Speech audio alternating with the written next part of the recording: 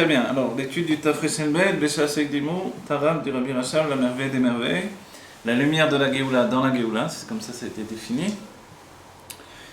On va terminer un Mahama, ce qui est bien. On a vu qu'on n'a pas fait énormément de Mahamarim. La ligne que l'on a prise pour étudier ce livre, c'est une ligne où vraiment on fait dans le texte. Donc c'est à la fois un cours d'hébreu, où on apprend la traduction de chaque mot, etc. Il y a des manières différentes d'étudier et d'enseigner. Je préfère faire cette manière-là, du fait que on n'est pas mechadej des choses de nous-mêmes, on voit vraiment ce qui est dans le texte, on essaye au maximum de l'expliquer, dans notre dimension et nos possibilités. Mais comme ça, on voit que tout sort du texte. Et ça, c'est important. C'est-à-dire qu'on se raffine avec le rabbi. On ne se raffine pas avec notre propre niveau. Donc on s'élève à un niveau du neshama de Hatzilut, qui est attaché à l'essence de Dieu. Et on profite de ce niveau-là. Voilà. On avait terminé Nadaf Yud Zayn la dernière fois. Donc on va reprendre juste... Il y avait un point à la fin de Nadaf Yud Zayn, vous voyez. Et donc la deuxième ligne en partant du bas. Vous voyez. הרי מובן, דאור הקו שחזה והמשיך האור אינסוף ברוך הוא האור שנצמצם ונסתלק. Alors on comprend que le Or Ensof, le Or Akav, la lumière du Kav, qui s'est continué d'après un niveau supérieur, on va aborder ce sujet-là. Ou Aor Shenitzamsem Venistalek. C'est la même lumière, c'est Nitzamsem qui a été diminué ou retiré, et donc Nistalek qui a été retiré, d'accord? C'est pour ça qu'on utilise les deux termes ici. D'habitude on dit c'est Istalek tout court, et ici il y a les deux termes. Alors c'est pas sans intention par le Rabbi Rachab, dans la suite on va comprendre pourquoi il y a les deux termes. N'oubliez pas, en hébreu, quand je dis Tzimtzum, la vraie traduction c'est diminution. Quand on dit Animet Samsem, presque personne ne l'utilise parce que on pense le Tzimtzum dans une autre explication, qui est le terme de Silouk, de retirer. Mais en vérité, c'est pas la même chose. Animet Samsem, d'abord en hébreu commun aujourd'hui, et sur ce point il n'y a pas tellement de différence. Si quelqu'un, je lui donnais beaucoup d'argent, un employé, Animet Samsem lecha et ta maskoret, c'est-à-dire, c'est pas que je ne paye plus, donc je vais te diminuer ta maskoret, voilà. Donc je vais diminuer l'argent que je te donne. Donc je continue à donner. Donc, effectivement, normalement, on aurait dû traduire en hébreu le tzimtzum dans l'étymologie de diminuer et non pas les salek qui veut dire retirer. Alors pourquoi le Harizal n'a pas utilisé le terme? Alors ici, on voit les deux, effectivement. Les deux, voilà, oui. Pour vous dire qu'en fait, on va découvrir quelque chose par rapport au tzimtzum dans la suite du texte, vous allez voir. Voilà. Uma shekatuv Ba'agat Otzrot Chaim, voilà. Ce qui est écrit dans la gare du Otzrot Chaim. Otzrot Chaim, regardez, le livre de base le plus important du Harizal. Donc, quand on dit les livres du Harizal, ce sont les écrits de Rabbi Chaim Vital en réalité. Le livre de base, c'est le Etz Chaim. Mais il y a aussi d'autres textes qui amènent au Etz Chaim, des textes préparatoires, parce que le Etz Chaim, on va dire, c'est le plat de résistance. Alors, le Etz Chaim, c'est pas le Ramak? Non, l'Etz Chaim, c'est le Harizal. C'est le livre de base. J'en ai un exemplaire ici avec lequel j'ai étudié. Donc l'Etz Chaim, c'est le plat de résistance qui est ardu à étudier. Et il y a des livres qui préparent au Etz Chaim. Donc c'est toute la Kabbalah, on va dire. Définie de manière détaillée, dans les moindres détails, vraiment. Et là-bas, on apprend toute la Kabbalah, ce qu'on dirait la Kabbalah moderne. C'est-à-dire une Kabbalah qui vraiment s'explique au maximum. Donc, il y a d'autres livres comme Mevosharim, Otzrot Chaim. Donc, vous voyez les termes. Le but de ces livres-là, c'est de se préparer au Etz Chaim. Ils sont un peu des kitsour. Mevosharim, c'est pas, moins un kitsour, mais le Otzrot Chaim, il est vraiment, on va dire, c'est un kitsour, une sorte de kitsour du Etz Chaim. C'est-à-dire, le Etz Chaim est très grand, c'est un très grand livre. D'accord? Il demande de nombreux commentateurs pour être compris. Moi, je me rappelle, on avait étudié, ceux qui étudient les Mekoubalim habituellement, les Kabbalistes, c'est la moitié du Etz Chaim, avec tous les Mefarshim, avec tous les commentateurs. Il y a énormément de textes, énormément de Mefarshim. Je me rappelle, ça nous avait pris 3 ans d'études. Vous voyez, c'est pas en un jour. D'étudier vraiment tout le texte avec tous les commentateurs. Donc c'est vraiment, en étudiant, voilà, on va dire, 5 jours par semaine, voilà, ça donnait vraiment 3 ans d'études. Quelquefois, il y a même en étudiant la nuit, pour dire la vérité dans la première année. Donc c'était vraiment ardu comme étude et il faut vraiment se donner à fond là-dedans. Quand on dit que le rabbi, à l'âge de la bar mitzvah, connaissait déjà tous les Tzraïm, tous les écrits de Arizal par cœur, alors bon, tout le monde s'épanouit, mais on ne sait pas ce que ça veut dire. Donc, ça paraît, quand on a étudié dedans le texte, on peut dire que ça paraît impossible. Et pourtant, il y avait voilà, c'était une des conditions des élèves de l'Admor Hazaken. Alors on revient au texte, regarde. Donc on a dit que dans le Otzrot Tzraïm, dans la Haggaha, donc c'est le petit texte qui est en bas pour expliquer les choses, De Adam Ayashar ou Mimadriga Shelo Igia Bo Atzimsum. Voilà, là-bas il dit un terme qu'il faut expliquer lui-même, que le Adam Ayashar, c'est l'homme droit. L'homme droit, il va se définir par la définition de Adam Kadmon et précisément par la définition du Kav En Sof. On a souvent parlé du Derer Ayashar. Adam Ayashar, c'est aussi un livre du Arizal, qui n'était pas très connu, qui est ressorti dans les dernières années, et qui est vraiment très très beau. Un très beau livre où il y a des choses très intéressantes qu'on ne trouve pas forcément dans d'autres livres. Donc le Adam Ayashar, c'est la ligne droite du dévoilement divin, puisque le peuple juif s'attache au dévoilement divin qui est dans la ligne droite, c'est-à-dire je reçois selon mon travail, mon élévation personnelle. Voilà, on est dans la Daf Yotret. Ou mi madriga shelo igia bo atzimtzum. Donc si on va prendre, on va dire, bon, je ne sais pas qu'est-ce que c'est Adam Ayashar. Pourquoi il me parle d'un Adam Ayashar? On a parlé d'Adam Kadmon, qui est la volonté générale de toute la création. C'est quoi ce Adam Ayashar? Ce que je connais, c'est le Kav. On est en train de parler du Kav. Donc je vais dire, bon, d'accord, certainement. Vous voyez, comme ça on doit fonctionner. Certainement que Adam Ayashar, c'est le Kav En Sof sous un autre nom. D'accord? Vous devez fonctionner comme ça, vous dire, est-ce qu'il me parle d'une nouvelle chose? Dans ce cas-là, il doit l'expliquer. S'il n'explique pas, c'est que c'est une nouvelle chose, c'est la même chose. C'est de ça que je parlais tout à l'heure, quand je vous avais dit que je ne comprenais pas. Voilà, donc on doit être très logique. C'est sur ça, moi j'ai établi dès le départ des généralités. Si on ne le fait pas, alors on ne sait pas où on en est et on panique très très vite, on ne fait pas qu'est-ce que le rabbi nous dit. Et ça arrive souvent avec des élèves, avec des amis avec qui j'avais étudié, ils remettent tout en question. Alors il ne faut pas remettre en question, voilà. Donc on parle du Kav. Donc le Adam Ayashar ici c'est le Kav, d'accord? Donc le Kav, lui, c'est un niveau, même si on parle du Kav dans sa source, c'est un niveau où le Tzimtzum n'est pas arrivé là-bas. Yesh lomar shezeo prinat pnimiut hakav. Voilà, là maintenant il nous le dit. Il y a lieu de dire qu'est-ce que c'est le Adam Ayashar, c'est pas le Kav lui-même, c'est la pnimiut du Kav. On va dire, première nouvelle, le Kav a une pnimiut et une chetzoniut. Vous voyez? Le Kav a deux aspects. On dirait qu'il avait une gaine. Voilà, effectivement. La gaine dont on a parlé, c'est l'extériorité, la chetzoniut, et la pnimiut, c'est évidemment, on va dire, l'essence même du Kav. L'essence même du Kav, on a dit, c'était vraiment, c'était Dieu lui-même. On a cité le Ben Ishraï. Le Ben Ishraï, c'est un Mekouval très important, en vérité. Un très grand Mekouval, très kadosh, et qui a vraiment des livres où il explique les choses de manière limpide. Le rabbi le cite jamais, je sais pas, non, le rabbi le cite quelquefois, oui. Pas dans les Mamarim, parce qu'il y a un derrière Yachar dans les Mamarim, mais il est cité quelquefois dans des Sichot, etc. Maintenant, le Ben Ishraï est très attaché à l'Admor Hazaken. Ouais. Et tout son livre, le Ben Ishraï, qui est un livre de Halakha, où il est possède d'après la Kabbalah, il est tout le temps basé sur les halachot de l'Admor Hazaken, qu'il appelle Rabbeinu Zalman. Voilà.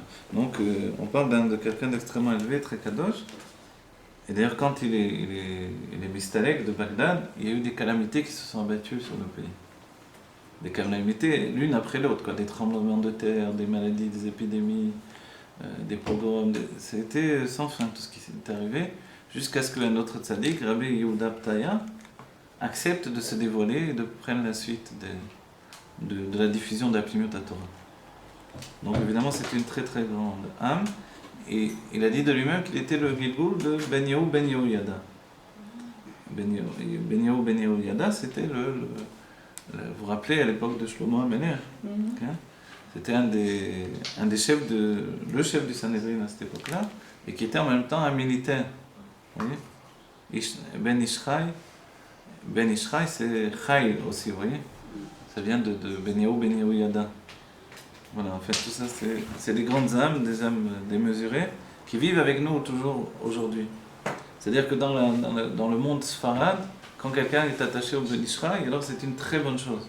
Le Rav Mordechai Eliyahu, qui est lui-même le fils d'un immense Mekoubal, donc de ceux qui... le Keren Shlomo qui expliquait le Etzraïm, oui, il va d'après la lignée du Ben Ishraï. Et c'est pour ça qu'il est attaché tellement au Rabbi et à la Chassidoute. Parce que ça va de pair. C'est-à-dire que dans ce monde-là, où on étudie la Pnimut Torah, le Zohar et la Kabbalah, selon le Ben Ishraï, il est intéressant que le Ben Ishraï, lui, il ne tombe pas dans le piège des Tzimtzum. Il parle aussi, il rapporte même la Torah des autres Talmidim du Hari avant le Tzimtzum. Vous voyez ? Alors que la Shita de Bethel, donc Sfarad de Bethel, elle rentre vraiment dans l'idée que le Tzimtzum Kepshoto, qui te préserve comme la garde de Dieu. Voilà. Donc voilà, ça c'est. Et c'est, on va dire, des gens de Gdusha, des tzadikim de Gdusha, comme Baba Saleh, etc. Et le Ben Ishraï, il dit que quand on prie Chorma ou Bina de Hatzilut, c'est de la Vodazara. On ne peut pas prier directement Chorma et Bina de Hatzilut, par exemple. Mais si on prie le Kav En Sof, dans sa Pnimiut, alors c'est plus de la Vodazara. Il parle des Kavanot. Il parle des Kavanot et le fait d'adresser sa prière à un degré, à un niveau. Voilà. Et donc dans ce cas-là, vraiment, c'est dans le livre Od Yosef Chaim qui rapporte ça. Et dans ce cas-là, c'est vraiment prier Dieu. Peut-être que nous, on entend je prie Dieu sans intention. Si je prie Chorma de Hatzilut, c'est bien, je peux, non? C'est Dieu aussi. Non, on dit non, c'est d'Avodazara. Hein? Parce que c'est déjà un vêtement d'expression. Voilà. Voilà, c'est uniquement, on limite Dieu dans ce niveau, dans un vêtement d'expression, c'est un intermédiaire.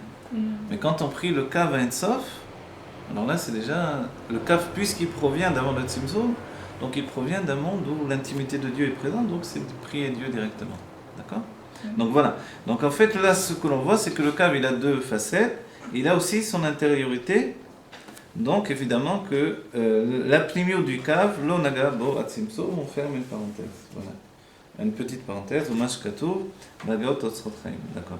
Arei sheyeshitron ma'ala ba'kelim legabe aorot. Alors voilà. Maintenant, on revient au point de départ. Vous vous rappelez, on avait vu ? C'est-à-dire qu'il y a une ma'ala, il y a un avantage. Yitron, c'est un rajout. Vous vous rappelez le terme en hébreu, yitron ? Yitro, il vient de yitron. Voilà. Donc le fait d'un rajout, c'est un rajout dans quoi ? Le keli, il rajoute au cave quelque chose qui n'existait pas. Le cave, c'est le Or En Sof. Le kli rajoute le pan, la facette également de la limitation qui n'existait pas dans le Or En Sof. הרי שיש יתרון במעלה בכלים לגבי האורות, וכן מובן ממשל לניצוץ הנבדל מן של אהבת הנעל, שהרי הניצוץ הוא מגוף ועצם הגחלת, והשל האהבת אינו עצם הגחלת. Il a dit une chose, il a dit, et il est également compréhensible que le nitzotz, que l'étincelle, qui elle va jaillir de la flamme, alors le nitzotz, en fait, il vient, d'où est-ce qu'il vient ? Comment ça se fait qu'il y a un nitzotz ? Regardez, il dit une chose incroyable. Un nitzotz, une étincelle qui jaillit d'une... On a par exemple une... De pierre. Voilà, on a, comment ça s'appelle, une braise duquel sort une flamme. C'était une braise, c'est ça ? Ouais, une braise. Tsura Khalamish, c'est une braise. Tsura Khalamish, non, c'est un autre point, vous allez voir. Il y a une braise de laquelle sort une flamme, mais quand il jaillit des étincelles, par exemple dans une cheminée, si vous avez vu ça, les étincelles ne viennent pas des flammes, elles viennent de la braise directement. D'accord ? C'est ce qu'il est en train de dire là. Il nous dit que le nitzotz, on a dit d'où provenait le kli, il provenait du nitzotz qui s'est détaché. C'est détaché de la flamme elle-même, mais en fait il ne vient pas de la flamme elle-même. Il dit ou migouf ve'etzem agachelet. Il vient de la braise elle-même. Et nous, vous voyez, est-ce qu'il dit alors, tandis que la flamme, elle n'est pas la gachelet elle-même. Donc c'est-à-dire que le nitzotz qui va donner le kli, finalement, il est plus élevé que la flamme elle-même. Vous vous rendez compte ? Ça, c'est extraordinaire comme observation. C'est-à-dire, on ne penserait pas de dire, puisque c'est échappé de la flamme. Non, les flammes n'échappent pas des braises. N'échappent pas comment ça s'appelle ? Des étincelles. D'une flamme ne sort pas des étincelles. D'où est-ce qu'il sort des étincelles ? Physiquement, si vous l'avez déjà vu dans une cheminée, c'est vraiment de la braise elle-même que va sortir des étincelles. À un moment, ça craque, ça palpite comme ça, et puis plaque, sort comme ça des nitzotzot. Donc en fait, ça veut dire que le nitzot, l'étincelle qui s'est échappée, est plus élevée que la flamme elle-même, puisqu'elle sort du corps incandescent qui va donner la flamme. C'est la source de la source. Voilà, exactement. Donc on comprend du coup que si la flamme elle-même, c'est le or, c'est la lumière, et que le nitzot, il provient non pas de la lumière, mais il provient de la braise, on comprend, donc il provient du réchimo. Voilà. Le réchimo est comparé à la braise finalement. Donc cette image-là nous donne de comprendre que c'est Plus élevé. voilà, plus élevé alors qu'on avait pensé que c'était tout à fait le contraire au départ. Voilà, alors ça c'est une belle image. Vezeo ata, mais ça c'est la raison. Mashe'arot yordim leitlabesh ba'kelim, du fait que les lumières descendent pour s'habiller dans les kelim. Ou michamat shoresh hakelim shelemala me'arot kemo shkatu makom acher. Pourquoi les orot, les lumières vont venir se soumettre et s'habiller dans les kelim? Parce que les kelim en fait sont plus élevés dans leur source que les orot elles-mêmes. Et compte tenu, et on peut dire la même chose avec le corps et l'âme, c'est même enseigné de cette manière-là, compte tenu que l'âme va ressentir la grandeur du corps, pourquoi elle va venir pourquoi elle va s'obliger à descendre dans le corps? A priori, il est tellement plus bas. Parce que dans la source, le corps est bien plus élevé. Ici, dans la source, les kélim sont bien plus élevés que les lumières elles-mêmes. Du coup, les lumières ne subissent pas une chute pour une chute, c'est vraiment une descente pour une élévation. Dans un premier temps, c'est une chute, c'est certain. Elle était libre tout à fait, la lumière, elle doit s'obliger à se limiter à un cli. L'âme, imaginez notre âme dans notre corps, elle est totalement libre, elle va d'un bout du monde à l'autre, elle n'a rien à faire. Elle n'a rien à faire de limité. Il n'est pas détruit après? Non, tous les jours de notre vie, on vit avec l'âme. Non, quand on décède. Quand on décède, le corps semble détruit, c'est ce qui nous paraît. Ah. Voilà, si Dieu le veut, on ne décède plus jamais, c'est la dernière catastrophe qu'on a entendue. Mais au contraire, le chidouche dans la Géoula, ça va être que le corps est éternel. Le fait que l'âme est éternelle, bon, il faut être un peu bouché pour ne pas le savoir. Même les goïms, je crois, ils ont l'idée que l'âme est éternelle. Mais dire que le corps est éternel, c'est ça le chidouche. C'est ce que la Chassidut est venue enseigner, même le Zohar. C'est-à-dire que le corps vraiment porte l'éternité. Et c'est pour ça qu'Abraham a payé pour le corps de Sarah, pour l'enterrer. On va dire, pourquoi tu Alors, quelle est la enterres là, différence etc. entre le corps et la neshama? La neshama C'est monte la en source. haut. Non, alors c'est la source. Non, c'est vrai que pendant l'exil, le corps, il attend dans la terre, il retourne à la poussière. Et retourner à la poussière, le Baal Shem Tov a dit, je peux monter avec mon corps dans le ciel comme Eliyahu. Il a dit clairement, donc il n'a pas menti, c'est pas un menteur. Je peux monter avec mon corps dans le ciel comme Eliyahu Navi, mais je préfère être Mekayem, le passou qui dit que tu viens de la poussière et vers la poussière tu retourneras. Donc, voilà, ça veut dire que dans la poussière de la terre, il y a l'essence de Dieu. Alors il préfère s'attacher à l'essence, quitte à séparer son corps des mondes divins, mais être attaché à l'essence, plutôt que de rester dans les dévoilements des mondes divins qui sont juste des dévoilements et non pas l'essence elle-même. Vous voyez, c'est ça l'état d'esprit. Dans la Géoula, ce corps qui nous a l'air mort, il y a un zohar entier sur Triatametim qui explique ce sujet-là. Comment le corps, à partir du louz, il va se reformer, le louz va être broyé, ça va faire une sorte de poudre. Les 4 éléments vont se mélanger avec cette poudre, et ensuite il va reformer le corps. C'est très bien expliqué je l'avais étudié pour l'Akba Omer, le sujet de Triatametim dans le zohar. Donc on ne pense pas, puisqu'il est indestructible, pourquoi il va falloir le broyer? Mais Dieu va le broyer, d'après le zohar en tout cas à ce moment-là. Dieu va broyer le louz, on va appeler l'os qui est indestructible, qui ne peut pas être détruit. Ils l'ont mis sur une enclume, ils ont par ici, ils ont essayé de le brûler, les sages, pour voir si on pouvait le détruire. Ils ont vu qu'il était indestructible. Donc même si le squelette, après des centaines, après des milliers d'années, il peut disparaître, le louz ne disparaît pas. D'accord? Et à partir du louz, Dieu va reformer le corps. Donc Eliyahu Navi n'a pas eu de dévoilement d'essence. Lui, il est resté avec le dévoilement des mondes. Alors on pourrait tirer ça de ce que j'ai dit évidemment, sauf que Eliyahu, justement, son élévation elle vient du corps lui-même. C'est-à-dire que comme il est resté 12 mois dans le ventre de sa mère, il a essentialisé en fait l'attachement à son corps. Donc on dit qu'il a atteint un niveau plus élevé que Moshe Rabbeinu. C'est le Rabbi le rappelle. Parce que Moshe, on voyait la lumière qui brillait sur son visage et il a dû se couvrir pour cacher la lumière. On dit Eliyahu, on ne voyait pas ça. Pourquoi? Parce qu'elle était intériorisée. Tout à fait avalée par son corps en fait. C'est pour ça qu'il a pu l'entraîner avec lui. Vous voyez? Donc c'est une définition N'oubliez pas qu'il vient les Vasser et Tageoula de la chaîne Bassar. Les Vasser, c'est de l'étymologie de Bassar. Les Vasser, ça veut dire annoncer la Géoula. Mais l'annoncer, pourquoi ce terme a été choisi? Hein? Ça veut dire Bassar. Le Bassar, c'est la chair. En fait, donc il vient dire que de la chair va jaillir la Géoula. Justement, c'est ça le chidouche de Léonavé. Donc parce que lui, il a entraîné son corps dans les mondes spirituels. Alors de ce fait, il a peut-être fait le yin du loose. Il a peut-être broyé, il a peut-être... Je sais pas vous dire. Ce qu'il dit, ce qu'il a entraîné, comme il servait Dieu dans la joie de son âme, dans la joie du corps lui-même, il a pu entraîner le corps. Notre problématique, elle est la séparation de l'âme et du corps. C'est là toute notre situation. La joie du corps n'est pas la joie de l'âme, alors forcément ça occasionne une rupture. Une séparation. Voilà, une séparation de plaisir mais comme chez lui le plaisir il était vécu dans le corps et dans l'âme en même temps, donc il a entraîné vraiment son corps avec. C'est un niveau extrêmement élevé évidemment. 12 mois il est resté dans le maison. Ouais, c'est le seul qui est resté 12 mois dans le ventre de sa mère. Les médecins ont voulu l'enlever, vous savez comment ça se passe. Sur les 12 mois, moi, je sais pas. Ils auraient fait une césarienne depuis longtemps à notre époque. Ah, bah oui, hein. Ici. Mais à cette époque-là. Donc c'est possible. Donc ouais, C'est possible. mon cher Rabbeinu il est resté possible. 7 mois. 7 mois, le Rambam dit 6 mois et un jour. Voilà, la plupart d'entre nous 9 mois. Et Eliyahu Hanavi 12 mois, c'est le seul cas connu. C'est le seul chemin aussi qui a pu. Voilà, et pour que, on dit, plus un enfant reste dans le ventre de la mère, plus il est fait. Il est fait, c'est-à-dire plus il est attaché, la fusion entre l'âme et le corps est entière.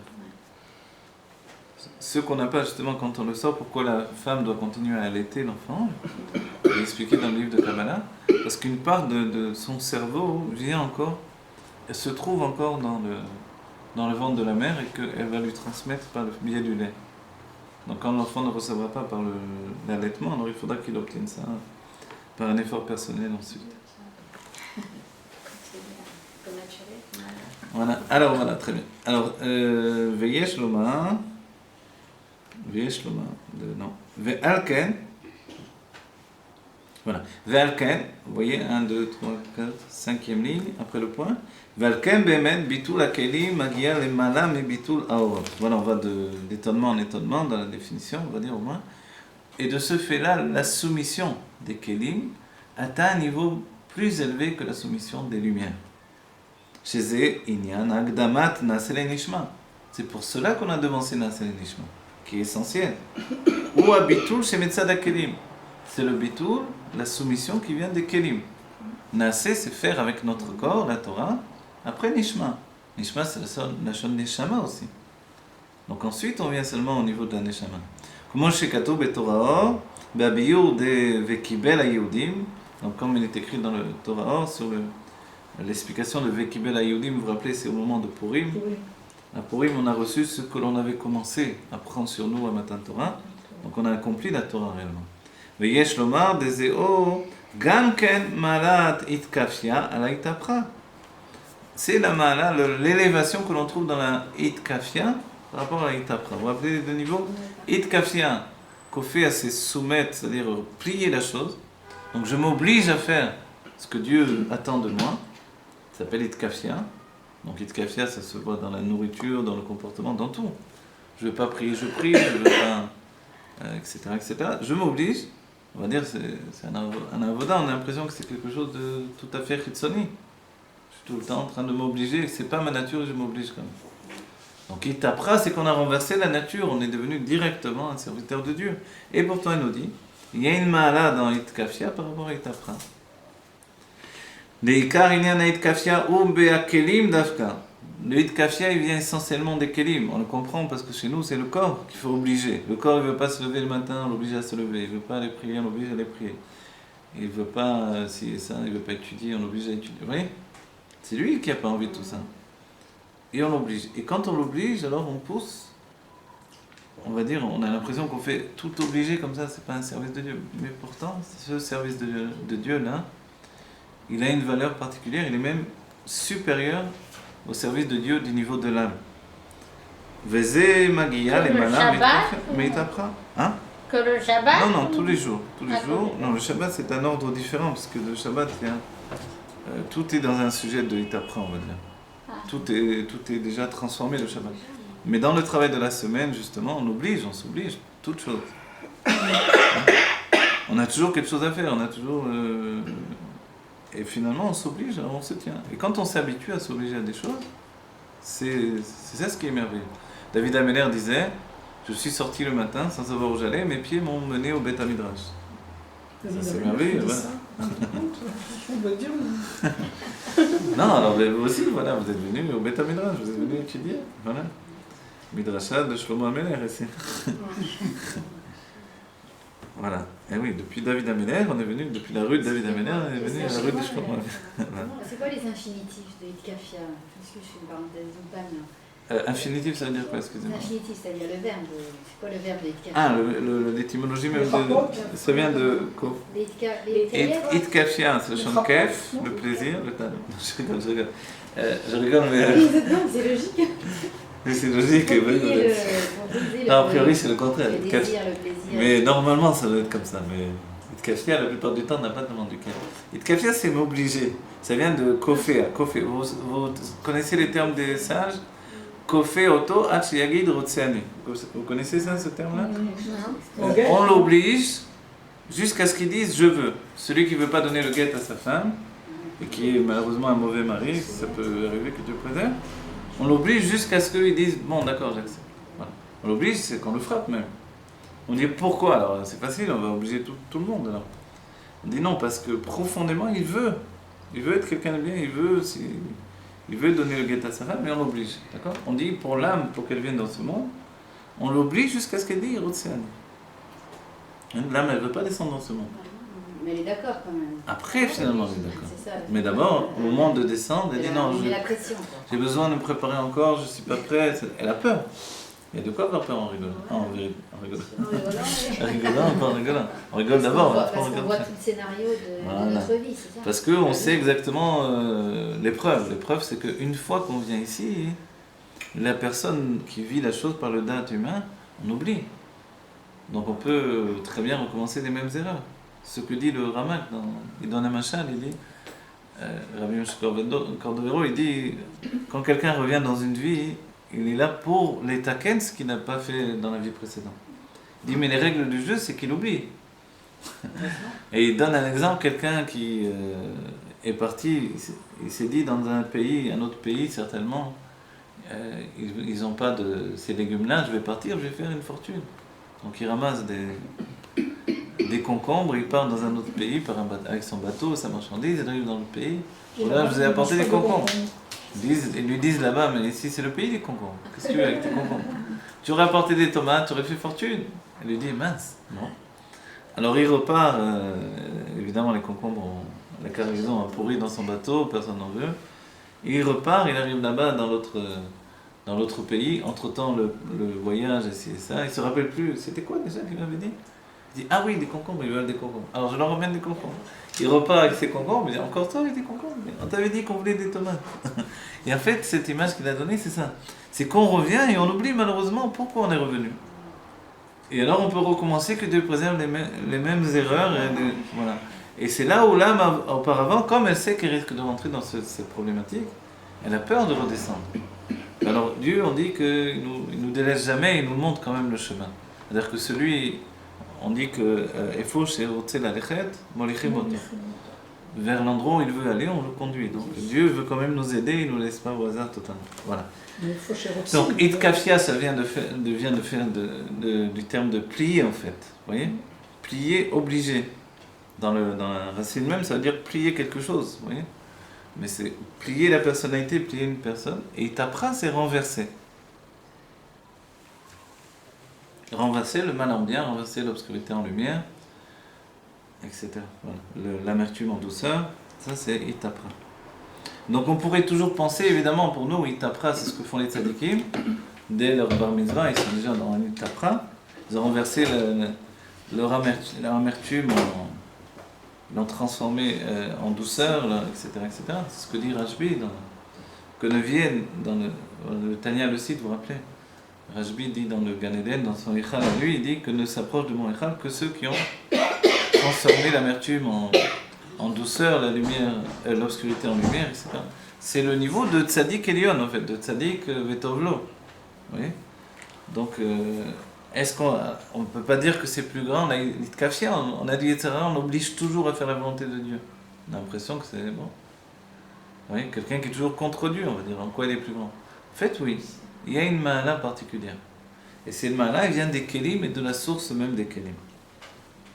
Qu'est-ce qui est plus fort, je n'ai pas compris. C'est Itkafia ou Itapra? Alors, dans le sens naturel des choses, l'observation naturelle, évidemment, Itapra, c'est plus fort.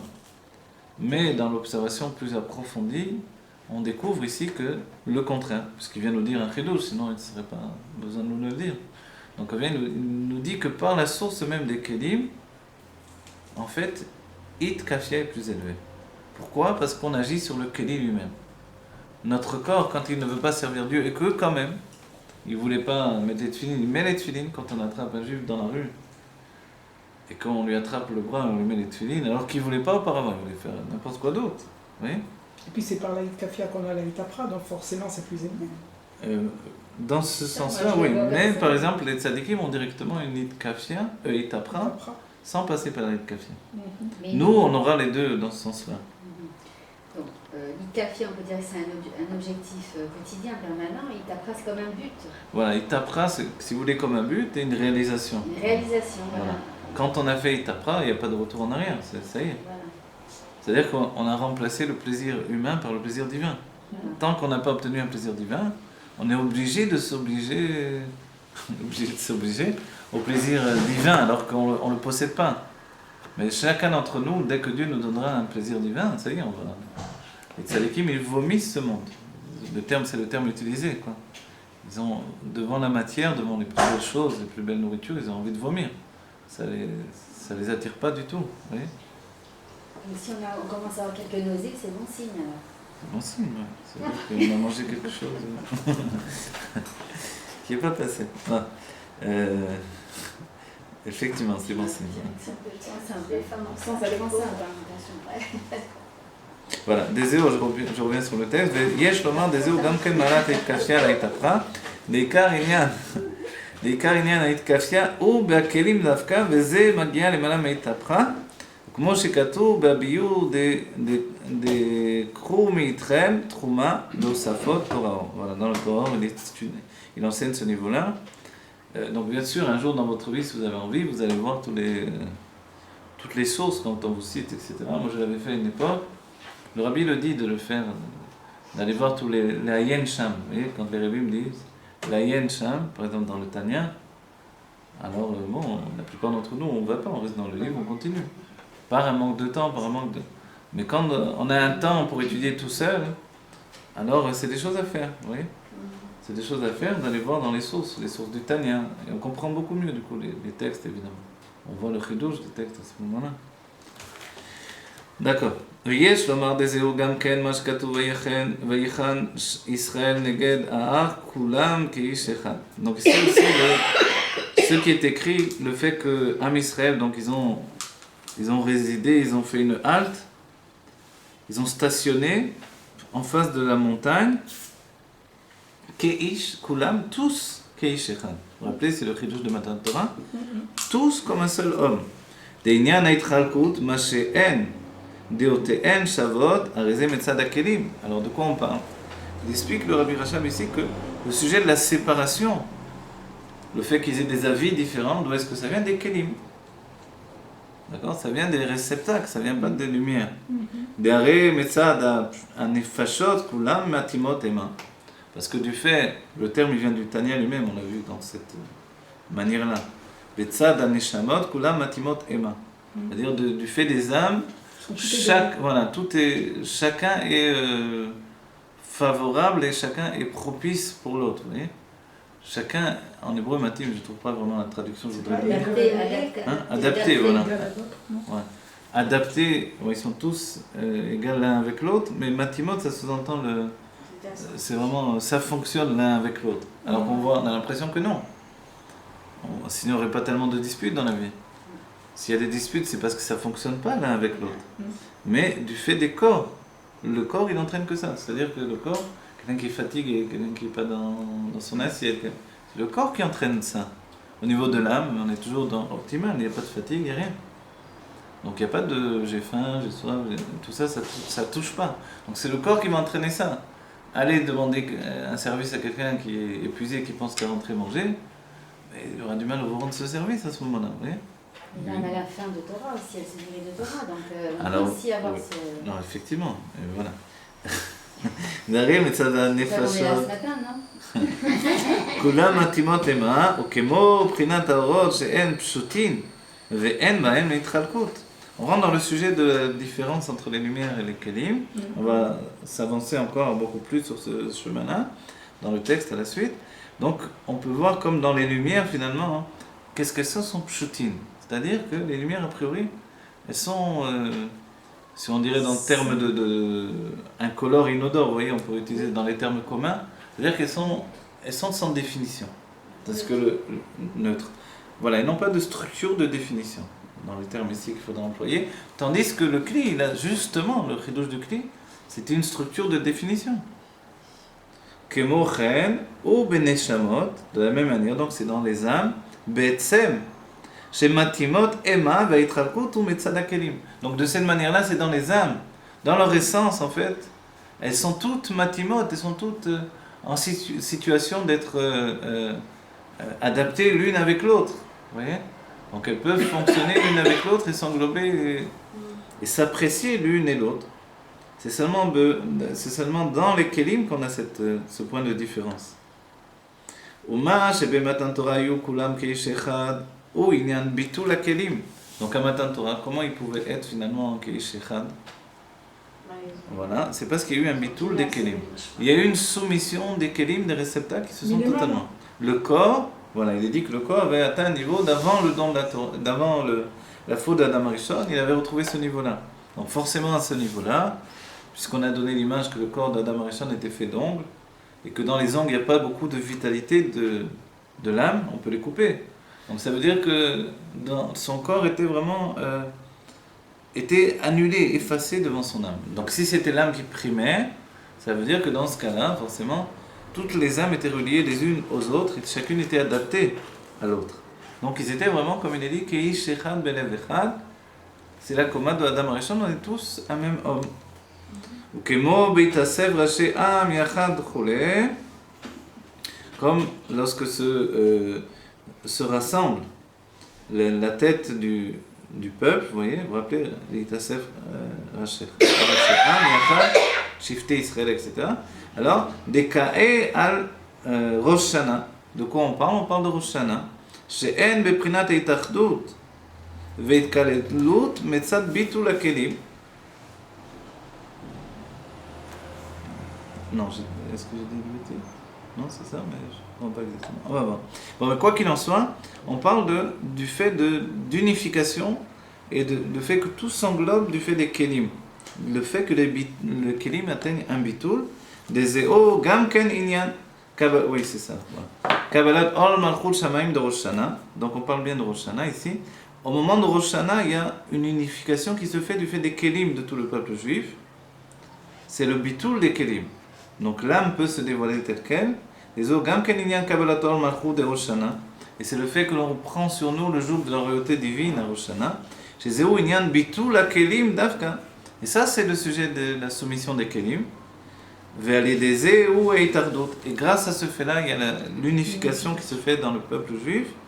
Et ainsi dans Matan Torah. Matan Torah, le don de la Torah et Rosh Hashanah sont comparables en beaucoup de points dans les kavanot, etc. Dans la situation.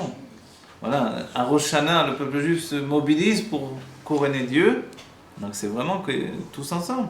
On est même avant les mitzvot, puisque tant que Dieu n'a pas été couronné, on n'a pas encore de mitzvot. On doit prendre sur nous quelque chose de klali, de général, qui unifie tout le peuple juif. De la même manière, c'était un Matan Torah, Keish Echad Belev Echad, Aïta Baem Bitul HaKelim au don de la Torah, Ad Shenaasu Keish Echad, jusqu'à ce qu'ils deviennent comme un seul homme, des Aya Achana Rabba, les Matan Torah. Ça, c'était la grande préparation pour le don de la Torah, des Birdei Sheyumshar Miprinat Atzmut En Sof Baruch Hu, afin que se dévoile, s'intègre dans leur être le niveau de l'essence de l'infini de Dieu. chez Zéhu, Inyan, à Torah, et ça, on voit bien que Matan Torah était une préparation à la Géoula. Vraiment, l'infini de Dieu, de son essence, s'est dévoilé, et s'est continué sur le peuple juif. Chez Zéhu, Inyan, à Torah, et ça, c'est la Torah elle-même. Chez Hu, Emshachat, Gilouy, Atzmut, En Sof Baruch Hu. Qu'est-ce que c'est la Torah? C'est la continuité du dévoilement de l'essence infinie de Dieu. De Matan Torah, Aya Begilouy Mamash Choule. À Matan Torah, c'était vraiment le dévoilement de l'essence de l'infini de Dieu. Ou alidé bitul akelim dafka. Comment c'est possible? Non pas par le bitul des lumières, donc les bitul des neshamot pour nous, mais le bitul des goufot, des goufim de Am Israël. Vezeo vayechen sham Israël, kulam keish echad. Et c'est ce qui est dit donc, le fait que tous les Juifs vont stationner devant Dieu, tous ensemble, comme un seul homme, à l'aider à bitul shelahem, par le fait de leur soumission, et ceci était nécessaire pour Matan Torah, pour le don de la Torah, birde, afin qu'il y ait une continuation de la Torah depuis le niveau de l'essence de Dieu. Voilà, on a terminé une parenthèse, Bedaragav aussi, qui est le commencement. On a venu les machines Baer. Ouais, on a terminé une parenthèse. Donc, voilà, Kitsur. Aval Aorot Itavutan, donc le chidouche du dernier Pérec là, de notre Mahama. On termine un Mahama aujourd'hui, donc, le dernier Pérec, parlait de l'élévation des Orot par rapport aux Kélim, et puis tout à coup de l'élévation des Kélim par rapport aux Orot. Dans un premier temps, c'est comme si on dit Or Yachar et Or Choser, lumière directe et puis la lumière indirecte. De manière, on va dire, simple et logique, les lumières sont plus élevées que les Kélim. D'accord? Et tout à coup, de manière plus profonde, la même chose pour le corps et l'âme. Il est évident que l'âme est plus élevée que le corps. On voit le corps ici-bas. On dit, oui, mais en fait, de manière plus profonde, sache que le corps est plus élevé que l'âme. Donc la même chose, si c'est comme ça également dans les or et les Kélim. Aval, Aorot, Itavutan, Me'akav, Beprinat Kiruv. Mais les lumières, elles ne sont pas comme le Kli, qui vient d'une manière, on a dit, séparée de sa source. Non, la lumière, en fait, sa naissance vient depuis le Kav dans une définition de Kiruv, de proximité. Vakav Nogea Vedavuk Beor Ensof. Et le Kav, lui, il touche, et il est attaché à la lumière infinie. Veyesh Yitron Ma'ala Bakelim. Il y a un avantage, une élévation particulière dans les Kelim. Des otiyot arishimo lo nagay baen tzimtzum. Il le résume dans ce point-là, qui est essentiel. Les lettres du Reshimo, on a dit qu'elles ont précédé tous les dévoilements qui vont venir après. Et en fait, le tzimtzum ne les a pas touchés. Le fait que la lumière a été voilée, ça n'a pas touché. Les lettres du Reshimo, c'est le plan de la création, n'oubliez pas. Mashenken akav o meor shenistalek. Par contre, le kav, même si on dit que le Kav, le Tzimtzum a priori n'a pas touché le Kav, mais il est de la lumière qui s'est retirée, qui s'est voilée. Donc le bitul, quand le Kli s'annule, compte tenu que le Tzimtzum ne l'a pas touché du tout dans sa source, on va dire.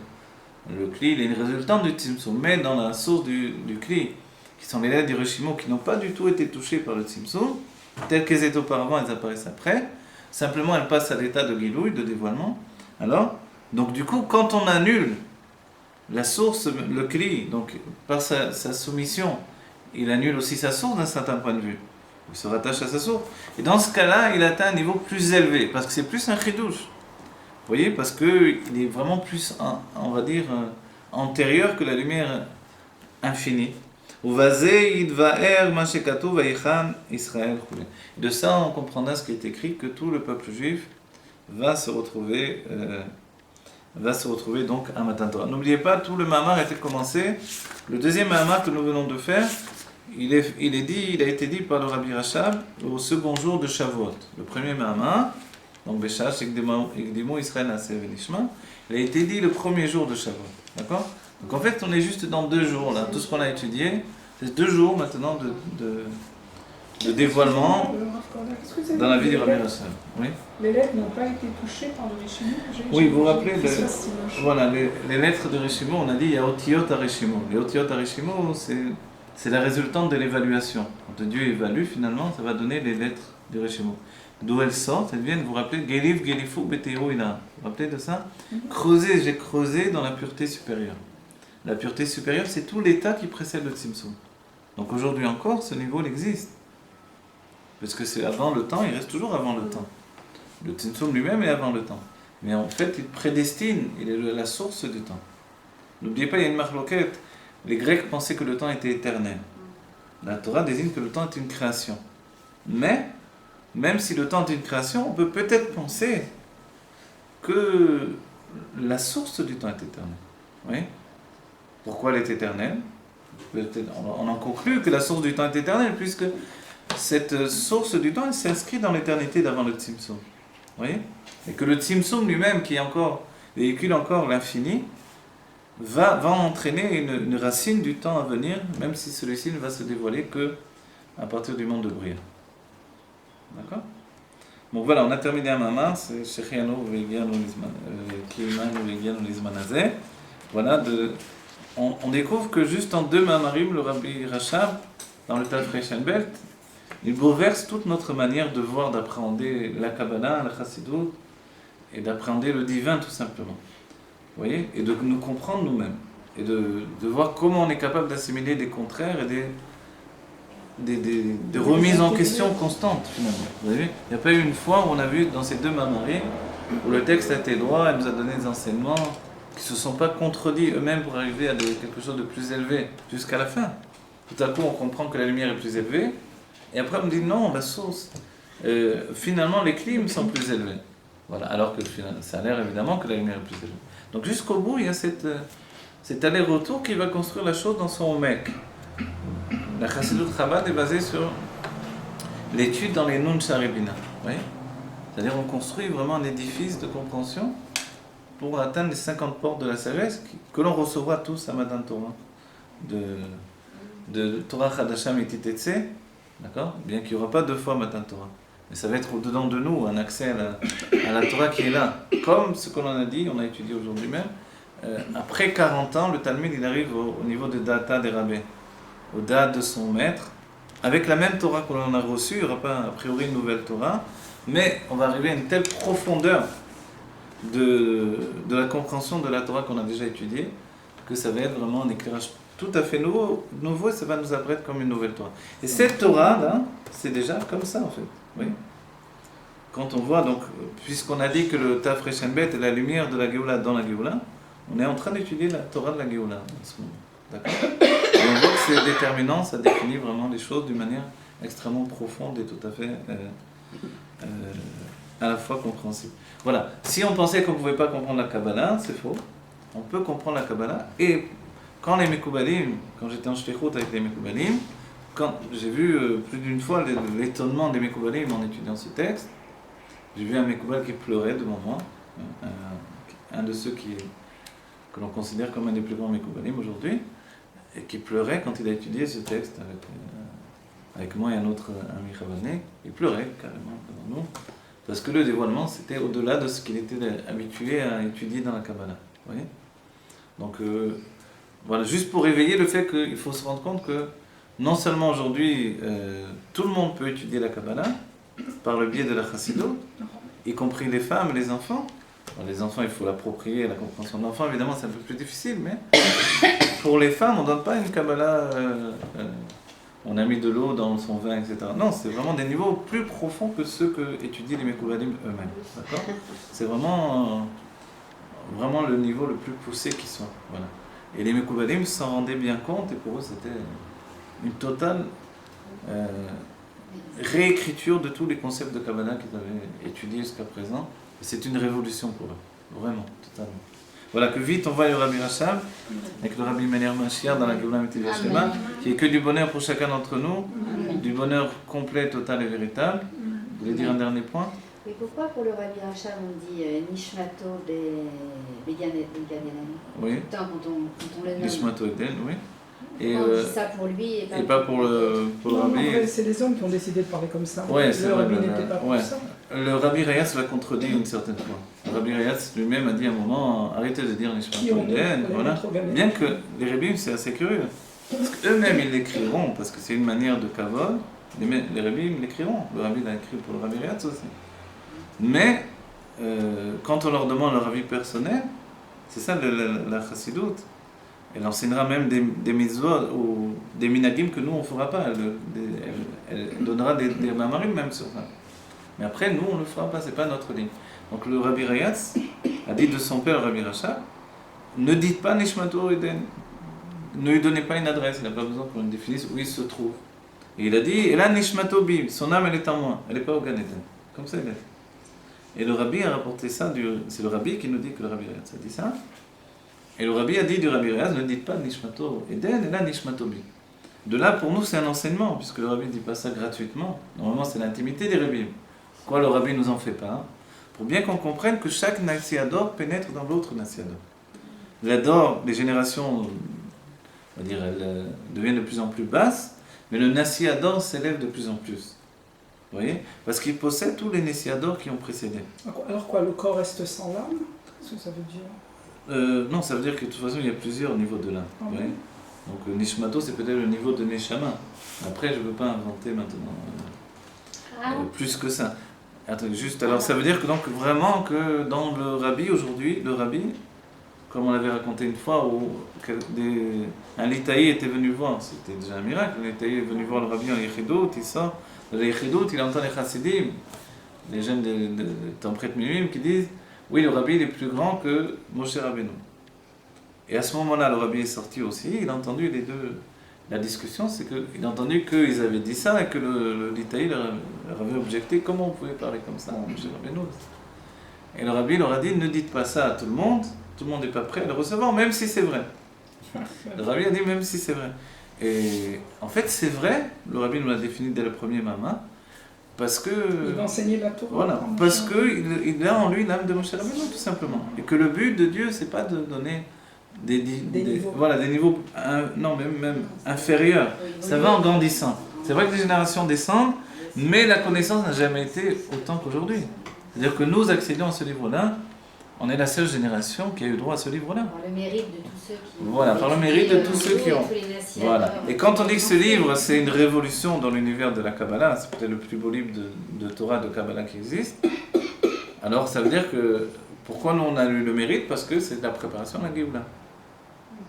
C'est un niveau d'étude immatérielle totalement, pendant finalement, regardez combien, on reste 1 heure en train de parler de choses totalement immatérielles. On est en train de raffiner l'intellect de l'intellect. C'est l'étude pour l'étude, c'est comprendre Dieu sans vouloir en retirer comment on dit ça, un avantage personnel, vous voyez. Après coup, voilà, un bénéfice. On comprend Dieu pour Dieu. Après coup, on se rend compte de tout ce que ça nous a apporté, mais on le fait pour comprendre Dieu finalement. Et ça, c'est un don de soi que Dieu attend de nous, qui fait que ça nous grandit dans notre âme de manière, on va dire, spectaculaire, beaucoup plus élevée que tout ce qui peut nous élever en fait, au niveau de l'âme.